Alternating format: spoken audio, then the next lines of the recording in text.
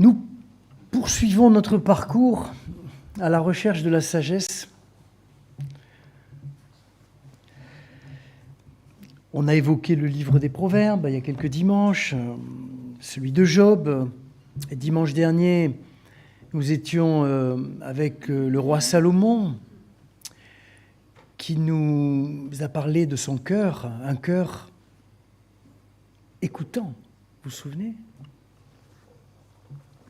Et je vous propose aujourd'hui une plongée dans le livre de Qoéleth, qui est aussi connu sous le nom de livre de l'Ecclésiaste, mais le mot Ecclésiaste est une transcription du titre que lui donne la traduction grecque de l'Ancien Testament. Et si l'on garde le nom hébreu, eh bien on dira le livre de Qoéleth. Je reviendrai sur ce nom. Le livre de Qoéleth est un peu comme celui des Proverbes. Il égrène des maximes, des maximes de sagesse qui sont à la fois pratiques et universelles. Et Qoéleth, lui, se présente comme un vieux sage qui a tout vu, tout connu. Un homme d'expérience, on dirait aujourd'hui. Mais il ne parle pas de Dieu comme d'un Dieu proche, mais au contraire comme d'un Dieu lointain, inconnaissable. D'ailleurs, il ne prononce jamais le nom propre de Dieu. Vous savez que dans la Bible, Dieu a deux noms, un nom propre et un nom un peu générique. Il ne dit jamais, Qoéleth, Yahvé. Il parle d'Élohim, la divinité, si on veut. Et il ne parle pas non plus du peuple d'Israël. Lui, il parle des fils d'Adam. Vous voyez, un regard plus global sur l'humanité. Et Qoéleth se consacre surtout aux questions de l'existence. Et celle qui lui tient le plus à cœur, c'est la question de la mort.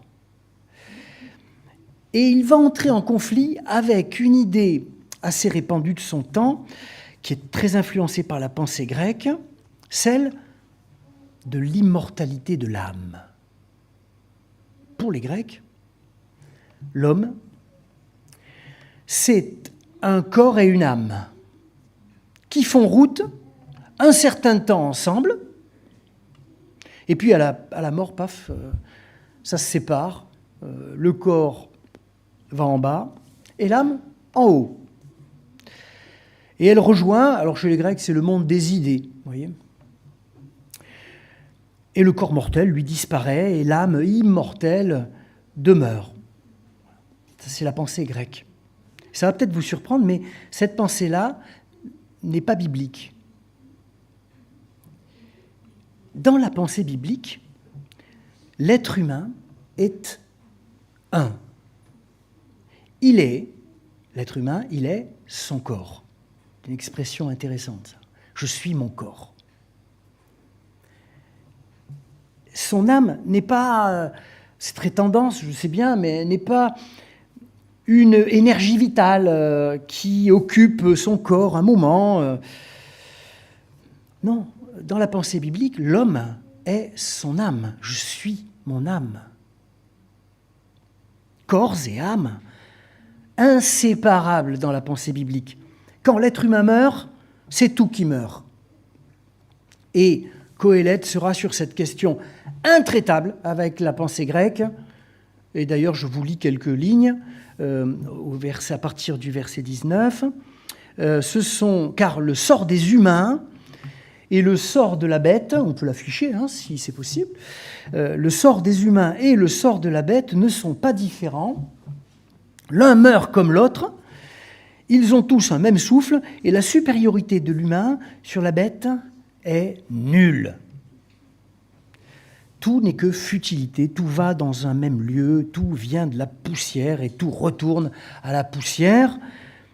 Qui sait si le souffle des humains s'élève vers les hauteurs, c'est la pensée grecque, et si le souffle des bêtes descend vers le bas, vers la terre. Voilà, c'est on ne peut plus clair. Alors, le nom de Qohéleth, qui est donné au tout début du livre, au verset 1, parole de Qohéleth, fils de David, roi de Jérusalem. Alors, on a pensé que c'était Salomon, mais ce n'est pas dit. On a fait la jonction. On ne sait pas qui est ce roi, parce qu'on peut être fils de David sans être la lignée, la maison de David. Il se donne, ça c'est intéressant, le nom de Qohéleth, et il écrit à la première personne du singulier, ce qui est rarissime dans la Bible. Personne n'écrit, à part dans les psaumes, je. C'est très rare. Et Qohéleth n'est pas un nom propre. C'est un nom qui est fabriqué sur la racine d'un verbe hébreu qui veut dire appeler. Celui qui appelle, ou même, ça c'était plus intéressant, celui qui interpelle. Et en plus, c'est un nom féminin, Qohéleth. On pourrait alors traduire ce livre, le livre de l'appel, ou plutôt, pour garder le genre féminin, le livre de l'interpellation. Et mieux encore, toujours féminin, le livre de la contestation. C'est très féminin, ça. Non, pas du tout. Parce que Qohéleth veut en découdre avec la sagesse plan-plan, la sagesse des évidences molles. Il écrit en je, et ce gars-là trempe sa plume dans le vitriol. Eh bien, avant de vivre l'interpellation, la contestation, nous chantons en faisant silence en nous-mêmes, en nous préparant nous-mêmes, ô toi, l'au-delà de tout.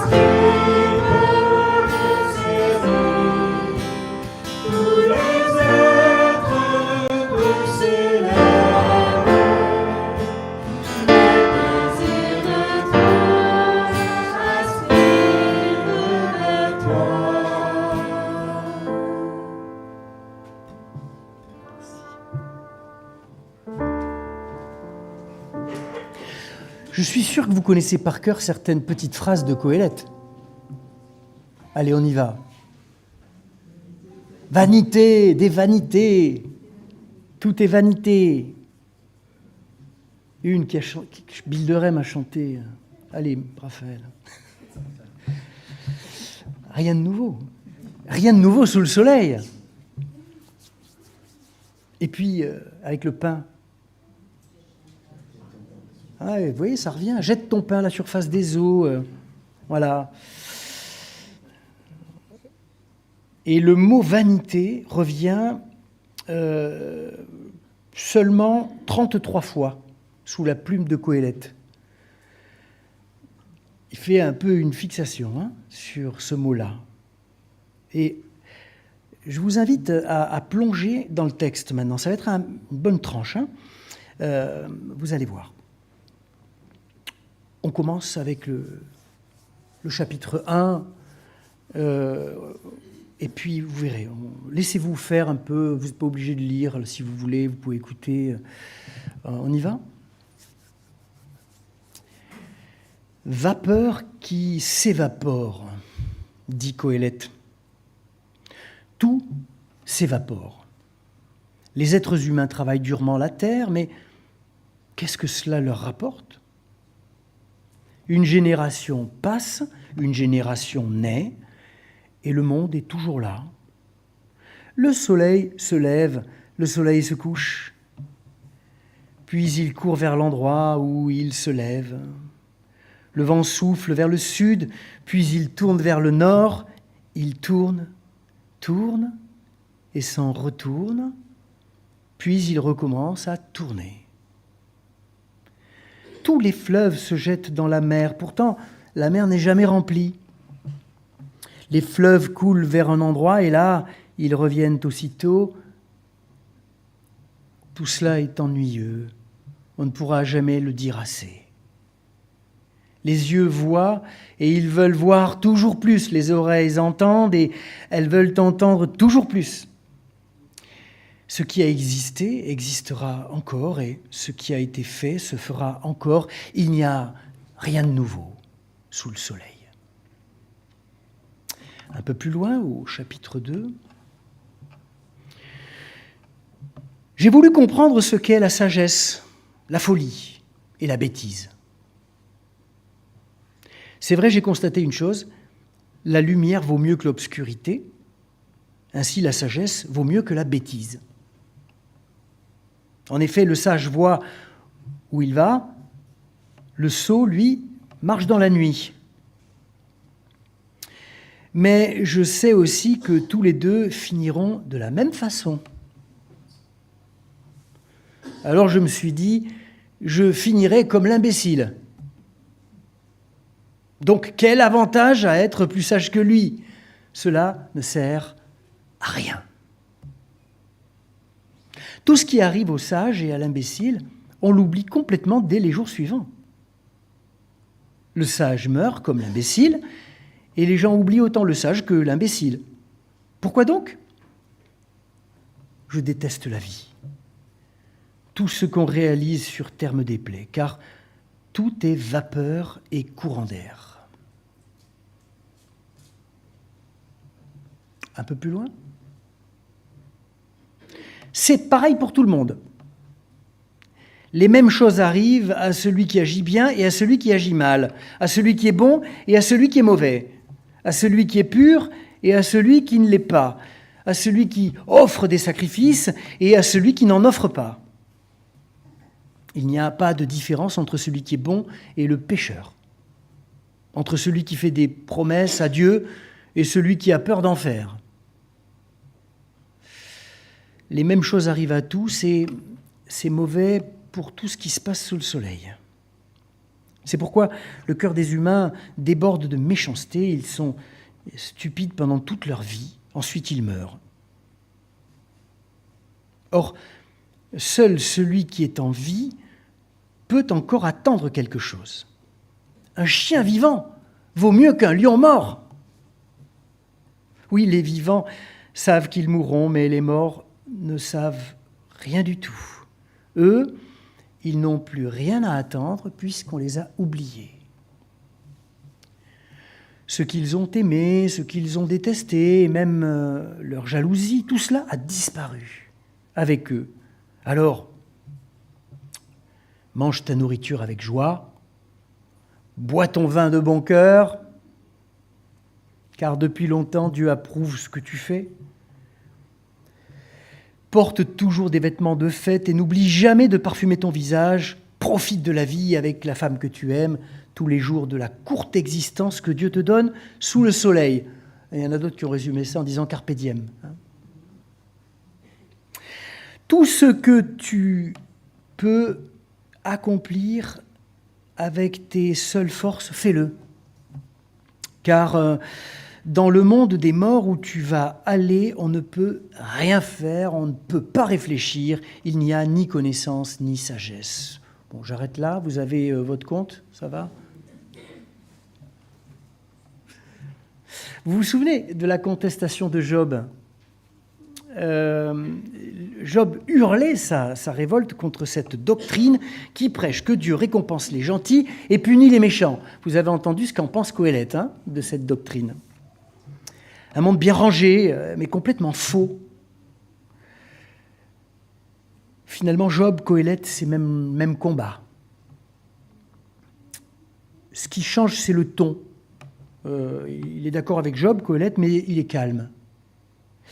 Il est calme, Job est un écorché vif, et Qohélet, lui, c'est un homme tranquille. Certains le trouvent même désabusé. Devant cette impossibilité de connaître et de comprendre Dieu, Qohélet n'exprime aucune révolte. Et même, il écrit au chapitre 8, « Même en restant éveillés nuit et jour, nous ne pouvons pas découvrir comment Dieu agit à travers tout ce qui arrive sous le soleil. Les humains peuvent se fatiguer pour chercher, ils ne trouvent pas. Et même si le sage dit « je sais », il ne peut pas comprendre. » Vous voyez, Qohélet n'est pas en colère, il est résigné. Mais il n'est pas désespéré. Ailleurs, dans le livre, au chapitre 11, il va comparer ce Dieu impossible à saisir à la femme enceinte. Et ça, c'est quand même une image assez porteuse d'espérance. Et puis, vous l'avez entendu quand même, Qohélet aime la vie, le bon vin. Il aime la fête. Alors que la personne désespérée, elle, a du mal avec tout ça quand même. Qohélet est un philosophe un peu cynique, sans doute. C'est son refrain, vanité, des vanités, tout est vanité. Et j'aimerais qu'on s'arrête un peu sur cette parole, puisque c'est la plus célèbre du livre. Et cette traduction est quand même bizarre. Vanité, des vanités, tout est vanité. Le mot vanité, d'abord, est assez abstrait en français. Et c'est un mot aussi très marqué sur le plan moral. Le vaniteux, c'est l'orgueilleux, c'est le m'as-tu-vu, enfin, voilà.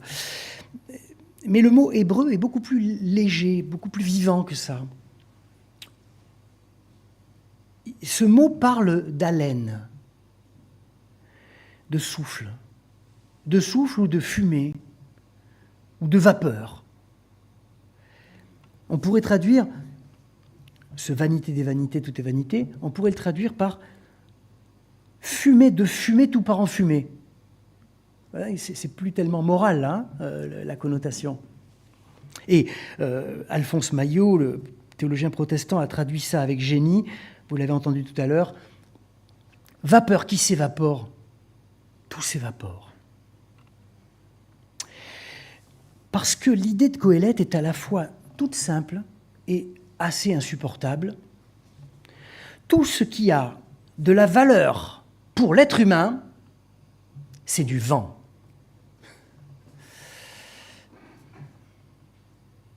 C'est plus que de la lucidité, c'est même presque de la moquerie chez Qohélet. Pour lui, tout est du vent. Le travail, c'est du vent, autant que le repos.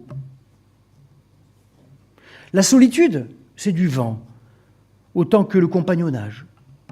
Le rêve, du vent, tout autant que la réalité. Le luxe, c'est du vent, mais tout autant que la pauvreté. Même la justice, c'est du vent, autant que l'injustice. La mémoire, l'histoire, c'est du vent, autant que les projets d'avenir. Et suprême affront pour les intellectuels, même le savoir et la sagesse, c'est du vent. Allez, là, vous voyez, c'est une lucidité sans concession, jusqu'au boutiste, on dirait, presque décourageante.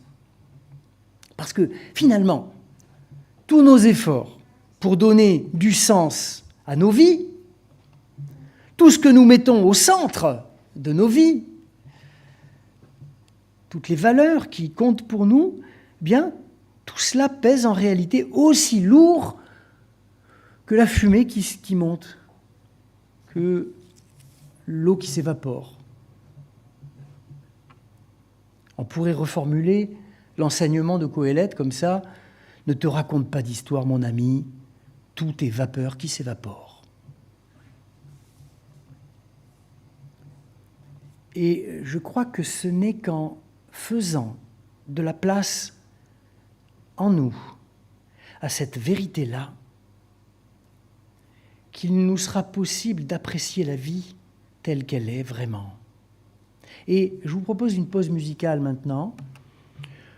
On reste un petit peu sur cette idée-là. Vous voulez bien ?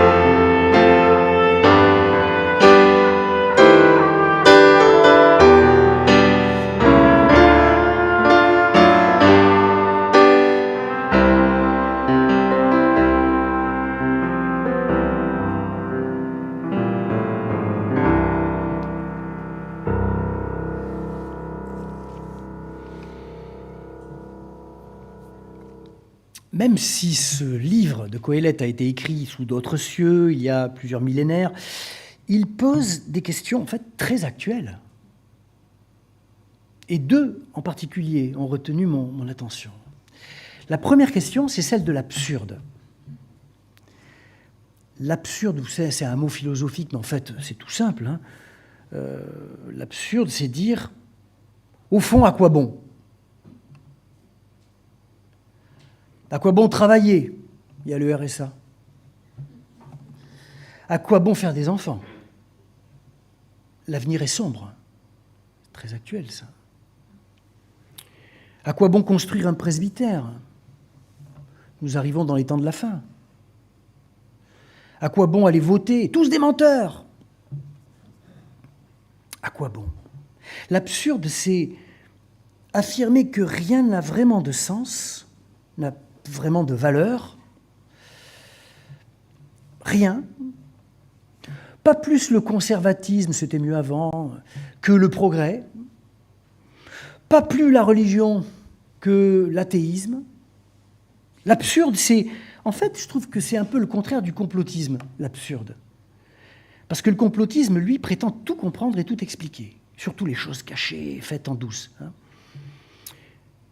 Et Coëlette va dire à tous ces adeptes de l'absurde que nous sommes sans le savoir peut-être, eh bien, vous avez raison. Vous avez raison de douter de tout et de tout questionner, parce qu'il n'y a pas de véritable humanité sans ce sens-là, aigu, affûté du doute, du questionnement, sans ce sentiment d'insatisfaction profonde. Et dans notre époque, où l'absurde est partout, plutôt que de lui jeter la pierre au discours de l'absurde, par principe, en lui opposant toutes nos bonnes raisons de vivre, de croire, si au contraire, nous faisions silence pour écouter son discours, sans le juger? Ça, c'est la première question, celle de l'absurde. Et il y en a une autre, une grande question. C'est celle de nos limites. Oui, je suis au regret de te le dire, mon frère, ma sœur, ce matin, tu es limité. Dans ton pouvoir, dans ton savoir, dans ta foi, dans tout ce que tu entreprends. Accepte donc ces limites. Regarde-les en face. Et ça, c'est très dur. Ça, c'est très, très dur. Parce qu'on passe notre vie à chercher comment dépasser nos limites. Dès le plus jeune âge. En sport, on n'arrête pas, même si certains ont du mal. À l'école, bien sûr. À la fac, au travail. En matière de productivité, de culture, d'innovation, le discours ambiant, c'est toute l'activité humaine peut être déclinée en termes de dépassement des limites. Aller chercher plus loin. Et puis alors, avec l'intelligence artificielle et le transhumanisme, demain, nous pourrons contrôler le vieillissement, la maladie et repousser la limite absolue, qui est la mort elle-même, et devenir des âmes mortelles. Pas des immortels, des amortels. Parce qu'on peut se faire écraser par un camion quand même. Mais pour tout le reste, c'est bon. Amortel. Et Qoheleth, aujourd'hui, serait fou furieux devant le discours de notre monde. À cause de cette conscience vive qu'il a des limites de notre humanité. Oui, Qoheleth, c'est que c'est sur cette question des limites que se joue pour chaque être humain la vérité de sa vie, de son rapport à sa propre vie. Et il nous invite aujourd'hui encore à ne pas sombrer dans l'illusion d'une humanité toute puissante.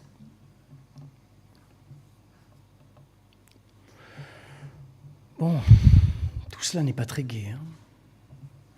J'en conviens, un peu à l'image du temps qu'il fait dehors. Froid et gris, et mouillé. Bravo d'ailleurs d'être venu ce matin au culte. Mais il faut passer par ce chemin obscur. Le psaume 23 parle de la vallée de l'ombre de la mort. Il faut passer par cette confrontation, acceptation de nos limites. Passer par l'expérience de l'absurde aussi, pour faire un pas de plus. Qoheleth n'a pas le dernier mot du message biblique, vous le savez. Parce que Qoheleth est lui-même enfermé dans sa vision, certes décapante,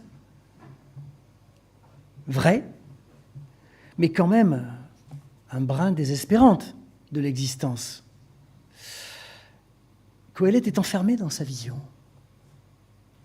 Et vous savez, quand on regarde un tableau, il faut sortir du cadre. Il faut faire quelques pas en arrière. Et cela, Qoheleth ne le peut pas. Il est prisonnier de sa vision pessimiste de l'existence. Et nous ? Comment faire ce pas de plus pour sortir de la vallée obscure, de l'absurde, de nos limites ? Comment nous élever ? Comment prendre de la distance nécessaire avec ce message qui est lourd ? Comment ne pas rester enfermé dans cette vision du monde où tout est limite, tout est fumée qui s'évapore ?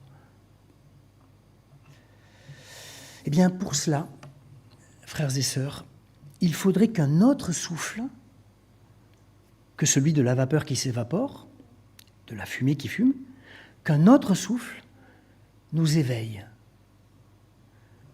nous relève et nous transporte. Un souffle de vie, en quelque sorte. Mais ça, ce sera pour un autre dimanche.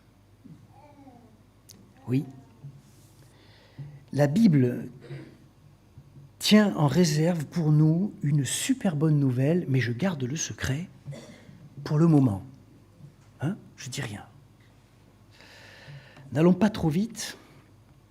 J'arrête là pour aujourd'hui. Je vous laisse en plan sur cet appel à regarder vos limites, vos fragilités en face. Que chacun puisse, en ce temps de carême, mais surtout en son cœur, éprouver sa finitude, ses limites, ses manques et son besoin de Dieu. Parce que sans cette confrontation véritable avec soi, avec les réalités de notre existence, je crois qu'il n'y a aucun accès au salut possible. C'est le message de Qoheleth. Et je crois profondément que ce désir de Dieu en chacun de nous ne restera pas sans réponse. Amen.